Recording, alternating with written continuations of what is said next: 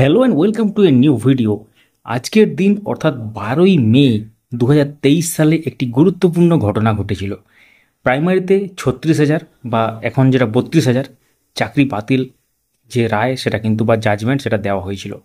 তখন তৎকালীন honourable justice Abhit Gangopadhyay এই নির্দেশ দিয়েছিলেন এবং এই যে অর্ডার দিয়েছিলেন, অ্যাকচুয়ালি অর্ডার কপিতে আমরা ব্যাপারগুলো দেখাবো। তো স্ক্রিনে এখন দেখতেই পাচ্ছেন সেই অর্ডার কপির পিডিএফ ফাইল আমরা ওপেন করে রেখেছি। এই পিডিএফ ফাইল যদি আপনারা পুঙ্খানুপুঙ্খ পড়তে চান আমাদের টেলিগ্রাম চ্যানেলে পেয়ে যাবেন। আপডেট মাস্টার 4 লিখে সার্চ করলেই আপনারা টেলিগ্রাম চ্যানেলে যুক্ত হতে পারবেন বা ডিসক্রিপশনে লিঙ্ক আছে। এবং এই প্রসঙ্গে বলে রাখি, যারা নতুন দেখছেন আমাদের চ্যানেল বা কোনো কারণে সাবস্ক্রাইব করতে ভুলে গেছেন, আপডেট মাস্টার ইউটিউব চ্যানেলটিকে সাবস্ক্রাইব করে রাখুন, পাশের বেল আইকন প্রেস করে অল করে দেবেন। যারা ফেসবুক থেকে দেখছেন আমাদের এই পেজটিকে ফলো করতে ভুলবেন না। শুরু করা যাক। তো এখানে দেখতে পাচ্ছেন হাইকোর্ট অ্যাট কলকাতা এবং তার সাথে honourable mister justice Abhit Gangopadhyay WP অর্থাৎ কেস নাম্বার যেটা হচ্ছে 21187/2022 Priyanka Naskar others versus union of Indian others. এবং পিটিশনের পক্ষে কারাগারে ছিলেন, ইউনিয়ন অফ ইন্ডিয়ার পক্ষে কারাগার ছিলেন, স্টেটের পক্ষে কারাগারে ছিলেন, ডাব্লিউবিপির পক্ষে কারাগার ছিলেন দেখতে পাচ্ছেন। এবং হার্ড অন মানে যেসব হিয়ারিংগুলো হয়েছে সেগুলো ডেটগুলো লেখা আছে। এবং হিয়ারিং কনক্লুডেড 11/5/2023, জাজমেন্ট অন 12/5/2023। 12/5/2023 এই জাজমেন্ট এসেছিল। আজকে হচ্ছে 12/5/2025। আজ থেকে ঠিক 2 বছর আগে আজকের দিনেই এই গুরুত্বপূর্ণ ঘটনাটি ঘটেছিল। এবং এক্ষেত্রে যে রিট অ্যাপ্লিকেশনটা ছিল সেটা 140 রিট পিটিশনার দ্বারা দাখিল করা হয়েছিল। আমরা এই অর্ডার কপিতে যাওয়ার আগে মামলার যে বিষয়বস্তু ছিল সেটা একটু দেখে নিই। তো স্ক্রিনেও দেখতে পাচ্ছেন সিনপসিস এই কেসের যে বিষয়বস্তু বা সারসংক্ষেপ কেসটার সেটা দেখতে পাচ্ছেন। পিটিশনার কোয়ালিফাই করেছিল টেট 2014-তে। যখন ফাইনাল লিস্ট পাবলিশ করা হয়েছিল রেসপন্ডেন্ট অথরিটির দ্বারা তখন কিন্তু পিটিশনারদের নাম সেখানে থাকেনি এবং অথরিটি কোনো রকম ডিটেল মেরিট লিস্ট পাবলিশ করেনি। যেগুলো the state authorities given appointment to many non trained student but ignored the petitioners by giving excuse of notification of issued by MHR. তো এমএচআরডির নোটিফিকেশন অজুহাত দেখিয়ে পিটিশনারদের এখানে ইগনোর করা হয়েছে বলে বলা হচ্ছে। The appointments given by the state authorities were never done in a proper and fair manner. Proper এবং ফেয়ার পদ্ধতিতে কোন অ্যাপয়েন্টমেন্ট দেওয়া হয়নি, এটা অভিযোগ উঠছে। The students who got appointments are mostly obtained their job on the basis of recommendation of political leaders and not on the basis of their merit or credits. তো এখানে যেটা অভিযোগ উঠছে পলিটিক্যাল লিডারদের রেকমেন্ডেশনে চাকরি হয়েছে অনেক এবং তার সাথে কোনো রকম যে মেরিট বা তার যে শিক্ষাগত যে ক্রেডেন্সিয়ালগুলো আছে সেইগুলোর দ্বারা হয়নি, যেটা অভিযোগ উঠছে। There are serious irregularities made by the respondent authorities in appointment of primary school teachers. অর্থাৎ সেখানে অনেক ইরেগুলারিটিস হয়েছে এবং তারপরে যে গুরুত্বপূর্ণ ব্যাপারগুলো এখানে উঠে আসছে এবং সেই জন্য তারপর কি হয়েছে, তারা আদালতের দ্বারস্থ হতে বাধ্য হয়েছেন। তো এটা হচ্ছে প্রিয়াঙ্কা নস্কর মামলাতে যেটা মূল যা তাদের যেটা অভিযোগ ছিল সেটা এটা। এবার আমরা সরাসরি চলে যাব অর্ডার কপিতে। তো আমরা ফিরে এলাম অর্ডার কপিতে। এখানে আমরা লাইন বাই লাইন কিছু বলবো না, এখানে জাস্ট আপনাদের গুরুত্বপূর্ণ ব্যাপারটা দেখাই, তারপর সম্পূর্ণ বাংলাতে আমরা ব্যাপারটা আপনার সাথে তুলে ধরবো। একটা গুরুত্বপূর্ণ ব্যাপার আমরা চলে যাই, যেখানে বিভিন্ন ধরনের ইন্টারভিউয়ারদের তলব করা হয়েছিল এবং সেখানে তাদের জবানবন্দি বলুন বা তাদের যে মানে তারা কি বলেছিলেন সেটা এখানে রেকর্ডে নেওয়া হয়েছে। তো এখানে দেখতে পাচ্ছেন বিভিন্ন ধরনের নাম এখানে উঠে আসছে এবং তার সাথে যে অ্যাপটিউড টেস্ট নেওয়া হয়েছিল কিনা সেগুলো কিন্তু লেখা আছে। বিভিন্ন জেলার এটা দেখতে পাচ্ছি আমরা। তো এখানে দেখতে পাচ্ছেন কোনো কোনো জেলাতে নেওয়া হয়েছিল, কোনো কোনো জেলাতে নেওয়া হয়নি, এরকম ব্যাপার কিন্তু উঠে আসছে। এই সংখ্যাটা ছিল মোটামুটি ধরুন 30 জনের মতো। তো 30 জনের মতো এখানে সংখ্যাটা ছিল এবং সেখানে কোনো কোনো জায়গায় আপনারা দেখতে পাচ্ছেন যে লেখা হয়েছে যে অ্যাপটিউড টেস্ট হয়নি, ওরাল টেস্ট নেওয়া হয়েছিল 10 নম্বরের এবং কোনো রকম অ্যাপটিউড টেস্ট হয়নি এবং অ্যাপটিউড টেস্ট নেওয়া হয়েছিল কোনো কোনো জেলাতে লেখা আছে দেখতে পাচ্ছেন।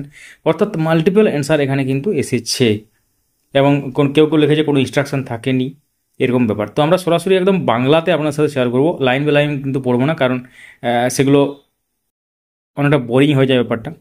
তো এক্স্যাক্টলি কি ঘটেছিল, কেন এই রায় দেওয়া হয়েছিল, অবশ্যই আপনাদের জানা দরকার। অনেকে হয়তো জানেন না, কিন্তু আজকের দিনটি বিশেষ দিন, সেই জন্য আপনাদের উদ্দেশ্যে এবং আপনারা যাতে সঠিকভাবে ব্যাপারটা জানতে পারেন এবং এক্স্যাক্টলি রায় কি হয়েছিল এবং সেখানে অর্ডার কপিতে কী লেখা আছে তার সার মর্মটা কী এক্স্যাক্টলি বাংলাতে ব্যাখ্যা হবে। এবার তার আগে একটু ছোট্ট জিনিস দেখাই।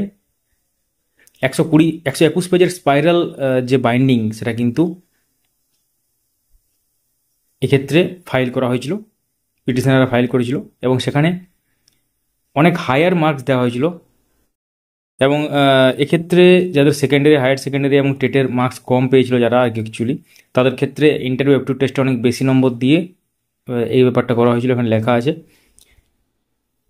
তাহলে এবার বাংলাতে আপনারা জানতে চলেছেন। তো আজকে যে রায় নিয়ে আমরা কথা বলবো সেটা একটা ঐতিহাসিক রায়। তৎকালীন মাননীয় বিচারপতি অভিক গঙ্গোপাধ্যায়ের নেতৃত্বে এই রায়টি দেওয়া হয়েছিল 2016 রিক্রুটমেন্ট প্রসেসের অন্তর্গত। এটা 2017 সাল এবং অনওয়ার্ডস যে নিয়োগটা হয়েছে তার মধ্যে নন ট্রেন্ড ক্যান্ডিডেট যারা, তাদের ক্ষেত্রে কিন্তু আজকের দিনটি একটি অভিশপ্ত দিন। কেন বলছি? কারণ এই দিনে কিন্তু ওই উল্লেখযোগ্য রায়টি এসেছিল এবং সেই মোতাবেক বিভিন্ন ধরনের কেস হয়েছিল। মহামান্য সিঙ্গেল বেঞ্চ থেকে মহামান্য ডিভিশন বেঞ্চ, মহামান্য ডিভিশন বেঞ্চ থেকে মহামান্য সুপ্রিম কোর্ট, আবার মহামান্য সুপ্রিম কোর্ট থেকে রিসেন্টলি আবার সেটা মহামান্য ডিভিশন বেঞ্চে এসেছে এবং আগামী 20 মে বা 20 মে এই মামলাটির পরবর্তী শুনানির দিন ধার্য আছে। তো সেই সমস্ত আপডেট আপনারা এই চ্যানেলে পাবেন, সেটা আর বলতে হচ্ছে না। তো এই কেলেঙ্কারি শুধু নিয়োগ প্রক্রিয়ার দুর্নীতি নয়, এটি হাজার হাজার চাকরি প্রার্থীর স্বপ্ন ভেঙে দেওয়ার গল্প। তাহলে পুরো বিষয়টা কি, কেন হয়েছিল, সহজভাবে ব্যাপারে আপনারা বুঝতে চলেছেন। তো 2016 সালে পশ্চিমবঙ্গ প্রাথমিক শিক্ষা পর্ষদ প্রাইমারি স্কুলের শিক্ষক নিয়োগের জন্য একটি প্রক্রিয়া শুরু করে। এই নিয়োগ প্রক্রিয়া অংশ নিয়েছিলেন 140 জন পিটিশনার, যারা 2014 সালে টেট পাস করেছিলেন কিন্তু তারা চাকরি পাননি। এই পিটিশনাররা হাইকোর্টে রিট মামলা দায়ের করেন, যার নম্বর আমরা একটু আগে বললাম 21187 অফ 2022। তাদের যেটা অভিযোগ ছিল, নিয়োগ প্রক্রিয়া বড় ধরনের অনিয়ম হয়েছে, বিশেষ করে যেসব প্রার্থী নিয়োগের সময় প্রশিক্ষিত ছিলেন না তাদের অগ্রাধিকার দেওয়া হয়েছে। এই অপ্রশিক্ষিত প্রার্থীদের নিয়োগে স্বচ্ছতার অভাব ছিল আর অনেক ক্ষেত্রে দুর্নীতির অভিযোগ উঠেছে। পিটিশনাররা বলেন তারা টেট পাস করে ইন্টারভিউ পর্যন্ত গিয়েছিলেন কিন্তু চাকরি পাননি। তারা চেয়েছিলেন নিয়োগ প্রক্রিয়ার স্বচ্ছতা এবং সমান বিবেচনা। 2016 রিক্রুটমেন্ট প্রসেস অনুযায়ী প্রশিক্ষিত প্রার্থীদের প্রাধান্য দেওয়ার কথা ছিল, কিন্তু এই নিয়ম মানা হয়নি। এছাড়া যারা অপ্রশিক্ষিত ছিলেন তাদের নিয়োগের পর 2 বছরের মধ্যে প্রশিক্ষণ নেওয়ার শর্ত ছিল, কিন্তু এই শর্ত অনেক ক্ষেত্রে পালন করা হয়নি বলে অভিযোগ। এই মামলায় পিটিশনাররা অর্থাৎ প্রিয়াঙ্কা নস্কর আদার্স, তারা কিন্তু অনেক গুরুতর অভিযোগ তুলেছিলেন। ইন্টারভিউতে দুর্নীতি, 1 নম্বর পয়েন্ট, ইন্টারভিউতে দুর্নীতি। পিটিশনাররা একটি 121 পাতার বুকলেট জমা দেন, যেখানে দেখানো হয় যে অনেক প্রার্থী যাদের মাধ্যমিক, উচ্চ মাধ্যমিক এবং টেট খুব কম নম্বর ছিল, তারা ইন্টারভিউতে 9.5 বা 10-এর মধ্যে 10 পেয়েছেন। উদাহরণস্বরূপ, একজন প্রার্থী যদি টেটে 2.866 এবং মাধ্যমিকে 1.462 এবং উচ্চ মাধ্যমিকে 3.050 নম্বর থাকে, কিন্তু ইন্টারভিউতে 9.5 পেয়েছে, এটা কি সম্ভব?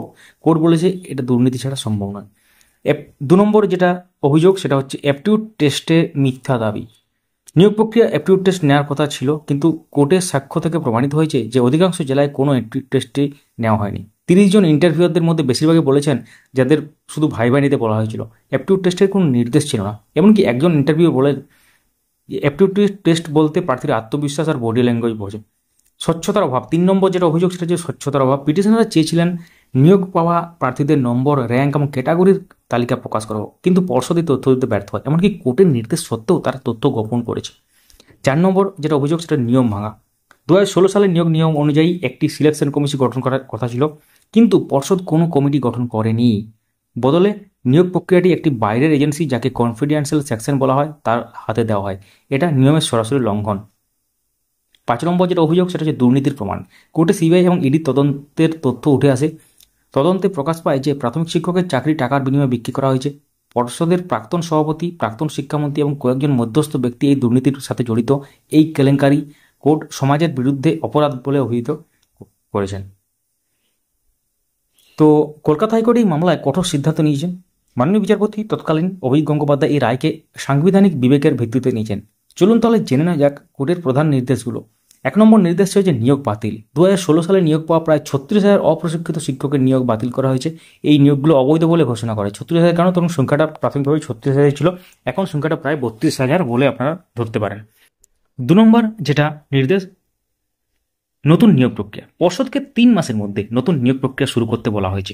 এই প্রক্রিয়ায় শুধুমাত্র 2016 সালের প্রার্থীরা অংশ নিতে পারবেন। ইন্টারভিউ এবং অ্যাপটিউড টেস্ট নেওয়া হবে। পুরো প্রক্রিয়াটি ভিডিওগ্রাফ করতে হবে, অর্থাৎ ভিডিও রেকর্ডিংয়ের মাধ্যমে কিন্তু পুরো প্রক্রিয়াটি হবে। 3 নম্বর যেটা এখানে নির্দেশ সেটা হচ্ছে বর্তমান শিক্ষকদের জন্য নির্দেশ। যারা যারা ইন সার্ভিস ওই অবস্থাতে ওই 36,000 মধ্যে বা 32,000 মধ্যে, তাদের ক্ষেত্রে কি নির্দেশ ছিল, যেসব শিক্ষক এখন চাকরি করছেন তারা আগামী 4 মাস প্যারা টিচারের বেতনে কাজ করতে পারবেন। নতুন নিয়োগ প্রক্রিয়ায় যারা উত্তীর্ণ হবেন তারা তাদের বর্তমান স্কুলে কাজ চালিয়ে যাবেন, তবে যারা উত্তীর্ণ হবে না তাদের চাকরি বাতিল হবে। 4 নম্বর নির্দেশ ছিল বয়সসীমা ছাড়। যেসব প্রার্থী 2016 সালের পর বয়সসীমা পেরিয়ে গেছেন তারা নতুন প্রক্রিয়ায় অংশ নিতে পারবেন। 5 নম্বর যেটা নির্দেশ ছিল দায়বদ্ধতা। কোর্ট বলছে এই কেলেঙ্কারির জন্য পর্ষদের প্রাক্তন সভাপতি দায়ী।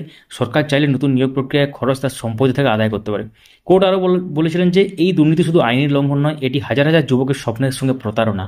এই রায়ের মাধ্যমে কোর্ট স্পষ্ট করেছেন যে সাংবিধানিক ন্যায় বিচার সবার উপরে, এবং এই রায় পশ্চিমবঙ্গ শিক্ষা ব্যবস্থার একটি নতুন অধ্যায় শুরু করেছিল, এবং এই রায়ের ফলেই অনেকেই জানতে পেরেছিলেন চাকরিও বাতিল হতে পারে। অর্থাৎ এর আগে আমরা পশ্চিমবঙ্গে এত বড় এবং গুরুত্বপূর্ণ রায় আমরা দেখিনি কোনোদিন। হাজার হাজার চাকরি প্রার্থী যারা বছরের পর বছর ধরে ন্যায় বিচারের জন্য লড়াই করছেন তারা এখন নতুন সুযোগ পাবেন, এবং এটা যেমন তাদের ক্ষেত্রে ভালো পিটিশনারদের ক্ষেত্রে, কিন্তু যারা ইন সার্ভিস, যারা হয়তো কোনোভাবে ফেঁসে গেছেন তাদের ক্ষেত্রে কিন্তু অনেকটাই খারাপ খবর ছিল। তবে এই রায়ের ফলে অনেক শিক্ষকের চাকরি ঝুঁকির মুখে পড়ছে, যা নিয়ে অনেকে কিন্তু উদ্বিগ্ন। তো এই কেলেঙ্কারি নিয়ে আমাদের সবাইকে একটি বড় শিক্ষা দিয়েছে, স্বচ্ছতা এবং ন্যায় বিচার ছাড়া কোনো নিয়োগ প্রক্রিয়া সফল হতে পারে না। সিবিআই এবং ইডির তদন্ত এখনও চলছে, এবং আমরা আশা করছি এই দুর্নীতির পেছনে সব দায়ী ব্যক্তি শাস্তি পাবেন। এবং এটা কিন্তু আগের ঘটনা, যেহেতু 2023 সালের ব্যাপার, এবং এরপর অনেক ইনভেস্টিগেশন হয়েছে, অনেকে ধরা পড়েছেন, অনেকে শাস্তি হয়েছে, সেটা আমরা দেখেছি বিভিন্ন সময়। তো এখন এই মামলাটি আগামী 20 মে 2025 লিস্টেড আছে দুপুর 2টোর সময়। লাইভ কভারেজ এবং সমস্ত রকম আপডেটের জন্য সঙ্গে থাকবেন আমাদের চ্যানেলটিকে সাবস্ক্রাইব করে। তো এই ভিডিওর যে বিষয়বস্তু সেটা সম্পর্কে কোনো প্রশ্ন থাকলে কমেন্ট করুন, আমরা প্রত্যেকটি কমেন্টের উত্তর দেবো। এবং আদার্স কোনো প্রাইমারি রিলেটেড, আপার প্রাইমারি বা এসএসসি রিলেটেড কোনো যদি প্রশ্ন থাকে সেটাও কিন্তু লিখতে পারেন। Thank you so much for watching.